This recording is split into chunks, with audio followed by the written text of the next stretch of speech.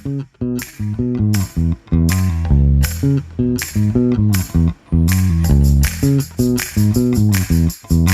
kubbaa taphata jennee dubbachuuf boonaa beekuu fi kubbaa beekuu fi taphata beekuun dirqama yoo ta'e, Ingiliffaatiinis boonaa plays football jechuudhaaf boonaa beekuun dirqama keenyaa, plays beekuun dirqama keenyaa, footballii beekuun dirqama keenyaa jechuudha. Boonaan kubbaa taphata. Boonaan plays football.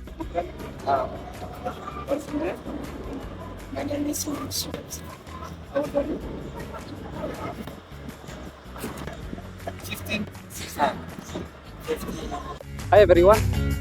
Hello guys, we are here again to inform you that we started uploading videos related to how to speak English and Afaan Oromoo easily, and how you can translate from English to Afaan Oromoo or vice versa. We are happy to inform you that today we are ready and fully prepared to start our new videos, including short and long video, which could help you develop your speaking English, including grammars and some structural development of sentences that helps you to describe your daily or routine works and activities, also which could help you in your work environment. So as you see, we are in Shagar city in Lagadafo, a beautiful city which is very interesting. We are not in the central city of Lagadafo. We are now out for some fresh air, to get fresh air.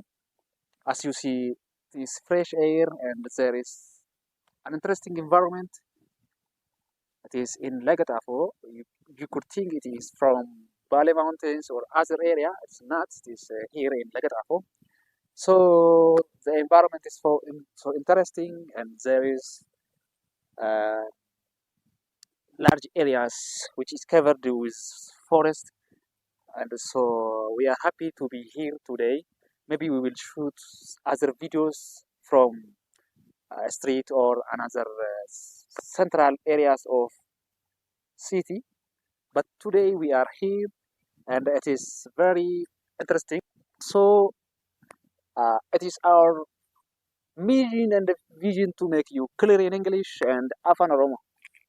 Ayyee baay'een keessan Afaan Oromoo dubbachuu akkuma dandeessan afaan Ingiliffaa gaafa dubbachuu jettan isin rakkisaa yookaas akkamittiin akka jecha tokko walitti fiddanii hima ijaartan isitti rakkisuu danda'a afaan Ingiliffaadhaan jechuudha. Akkuma beekamu afaan keessatti afaan dubbachuun dura qubee afaan sanaa beekuun dirqama. Erga qubee afaan sanaa beeknee kaane jechoota fayyadamnu beekuun dirqama yookaan vocabulary kan jedhamu. Jechoota fayyadamnu kana erga beeknee kaane karaa salphaan hima ijaaruu dandeenya jechuudha. Fakkeenyaaf namni afaan Oromoo dubbachuu barbaadu tokko yoo xiqqaate maqaalee kan ta'an maqaa namaa haa ta'u, bineensaa haa ta'u, biyyaa haa ta'u, maqaa garaagaraa meeshaa jira. Gosni maqaa baay'eedha. Isaaniin beekuun dirqama isaati. Itti aanee immoo verbs kan jedhaman afaan Ingiliffaan galmee jechoota sirriitti qo'achuu qaba yookaas beekuu qaba. Nyaachuu, dhuguu, taphachuu, taa'uu, ka'uu, deemuu, ciisuu, rafuu kanneen kana beekuu qaba. Erga kana beekee ka'eetii afaan Oromootiin abaluun kana godhee abaluu irratti kun godhamee fi abaluun kana jaalataa sana jibba jedhee ibsuudhaaf salphata jechuudha. Akkuma kana afaan Ingiliffaadhaan dubbachuun dura jechoota akka maqaatti nuti fayyadamnu maqaa namaa ta'uu danda'a, meeshaa ta'uu danda'a, bineensa ta'uu danda'a, maqaa waan barbaade haa ta'u maqaa beekuun dirqama isaati. Erga maqaa beekee ka'ee gocha sana waan ittiin ibsu immoo eat, drink, play, stay wantoota baay'ee jira jechuudha afaan Ingiliffaa keessatti kan nuti fayyadamnu jechoota baay'ee jira. Isaan kana beekuun dirqama isaati.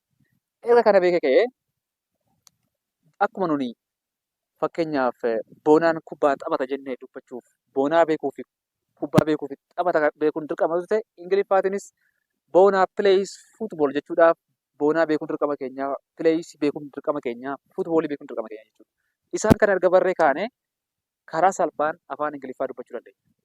So I can explain anything if I know many words or if I increase my vocabularies.